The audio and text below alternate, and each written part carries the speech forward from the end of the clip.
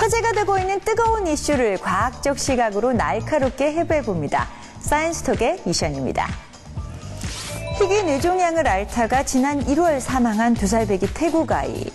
가족들은 미래의 과학이 발전해서 살아 돌아올 수 있다는 희망을 가지고 아이의 시신을 냉동했다고 합니다. 2살배기 최연소 냉동인간의 사연이 전 세계로 전해지면서 다시 주목받고 있는 이 냉동인간에 대해 오늘 사이언스톡에서 풀어드리겠습니다.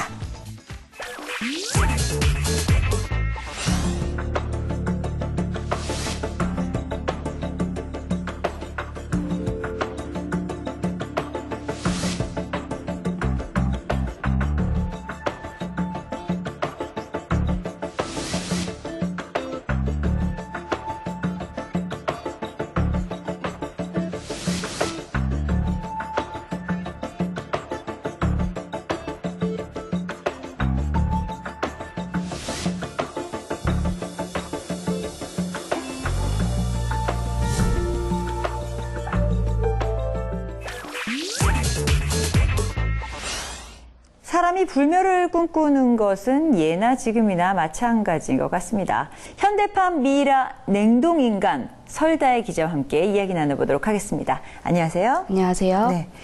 냉동인간이라고 하면 일단 얼리는 게 생각이 나는데 저희가 흔히 물을 냉동실에 얼리는 것과는 분명히 다를 거란 말이죠. 어떻게 하는 건가요? 냉동인간을 만들기 위한 방법을 인체 냉동 보존술이라고 합니다. 이 심장은 멈췄지만 신체의 세포 조직이 손상되기 전에 급속하게 냉동시켜서 시신을 보존하는 방법인데요. 네. 이 방법을 잠깐 설명을 드리면요. 먼저 의사가 사망 선고를 내리면 이 시신을 곧바로 얼음물에 담궈서 체온을 낮춥니다. 이 신체 장기와 세포의 손상을 막기 위해서죠. 이후 몸속의 혈액을 모두 빼내고 그 피 대신에 부동액을 집어넣습니다. 네.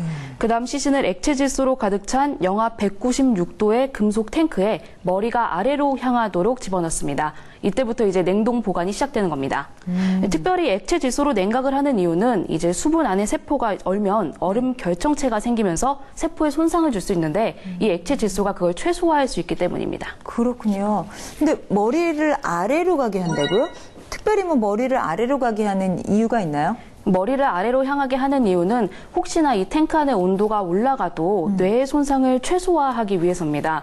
이처럼 좀 뇌가 냉동 보존이 까다로운데요. 냉동 보존의 방법은 두 가지가 있습니다. 네. 하나는 이제 앞서 말씀드린 전신을 모두 냉동 보존하는 거고요. 다른 하나는 이제 두뇌만 보존하는 방법인데요. 네. 뇌만 냉동 보존할 때는 이제 머리를 열고 뇌만 꺼내서 보존하는 것이 아니라 몸과 머리를 분리한 다음에 머리만 보존을 하는 겁니다. 그러면 몸과 머리를 분리한다는 건 이렇게 자른다거나 이런 걸 한다는 거 아니에요? 네, 이제 뇌의 손상을 최소화하기 위해서인데요. 이제 머리는 보관을 하고 몸은 화장을 합니다.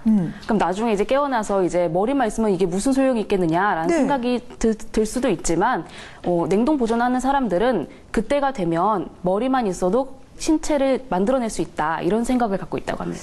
야, 지금 그러면 이 냉동 보존을 하시는 분들은 대체적으로 미래에 뭐든지 가능할 거야라는 생각을 가지고 계신 분들인 거잖아요. 그러니까 죽은 자도 살리고 그렇죠. 뇌만 있어도 몸까지 만들어낼 수 있어라는 생각을 하는 분인데 어떤 분들이신가요? 네, 먼저 세계 최초로 냉동인간이 된 사람을 설명해 드리면요. 네. 미국의 심리학자 베드포트라는 사람입니다. 이 베드포트는 1967년 75의 나이로 이제 암 선고를 받으면서 네. 냉동인간이 돼야겠다라는 결심을 합니다.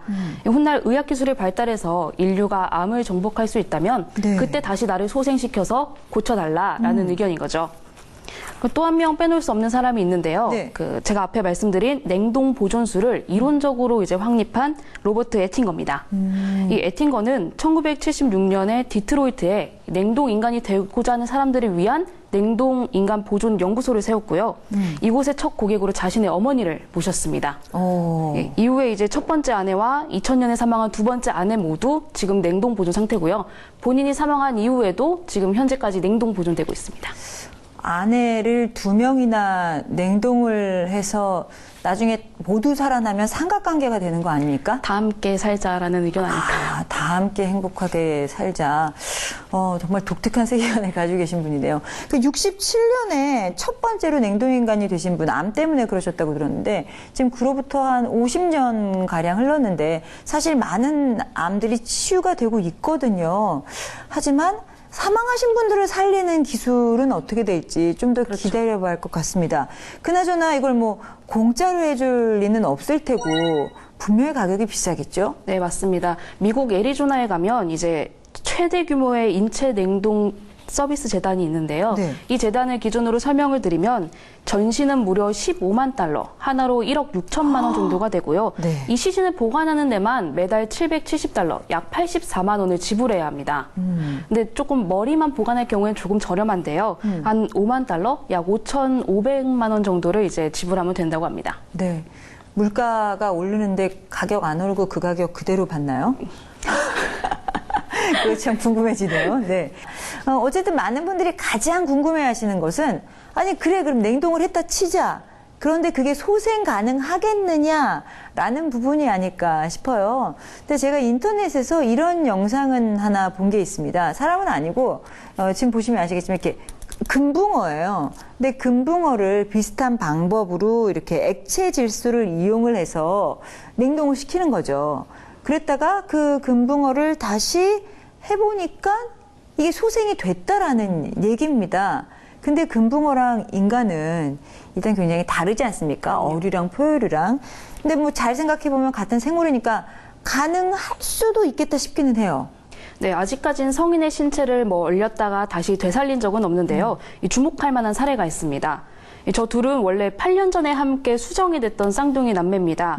근데 이제 배아가 2개가 생기는데 하나의 배아는 임신했을 당시에 출산을 했고 하나는 8년간 냉동 보존을 시킨 건데요.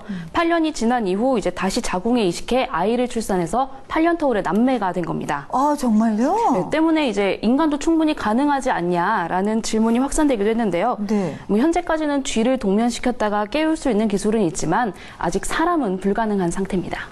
그러니까 뭐 배하든지 뭐 쥐든지 작은 것에 있어서는 성공 사례가 있다라는 말씀이신데 네. 그러면은 그 냉동 인간을 소생시킬 때 가장 큰 걸림돌이 된다면 어떤 게 될까요? 혹시 딸기를 얼렸다가 다시 녹여보신 경험이 있으신가요? 나 딸기뿐 아니라 뭐 바나나도 얼려봤고요. 뭐 그런 먹을 것들, 뭐 떡도 그렇고 많이 얼리니까 해봤습니다. 녹았을 때의 상태 혹시 확인해 보셨나요? 특히 딸기는요. 약간 좀 이렇게 물이 나오면서 흐물흐물해진다고 할까요? 네. 그런 느낌이 있었어요. 네, 맞아요. 이제 딸기를 얼릴 경우에는 딸기 안에 있는 수분 세포가 팽창을 하면서 세포막에 손상을 입힙니다. 문제는 이제 사람도 이 같은 증상이 나타날 수 있다는 겁니다. 때문에 이를 막거나 아니면 빨리 치유하는 과학기술 발전이 이제 냉동인간을 성공시킬 수 있는 핵심 기술이라고 할 수 있습니다. 냉동 전에 세포 손상을 막기 위해서 이제 혈액을 다 빼내고 이제 부동액을 집어넣었는데 부동액도 액체다 보니까 이제 급속도로 얼게 되면 10% 이상 팽창을 하거든요. 네. 팽창하면서 세포에 손상을 줄 수 있습니다. 세포 손상 말씀하시니까 팽창했다 줄어든다는 얘기에서 갑자기 해동하고 나면 이렇게 주름이 많이 생긴 쪼그라드는 탄력이 것은 없을 수도 아닐까. 있고요. 네, 그런 생각이 듭니다.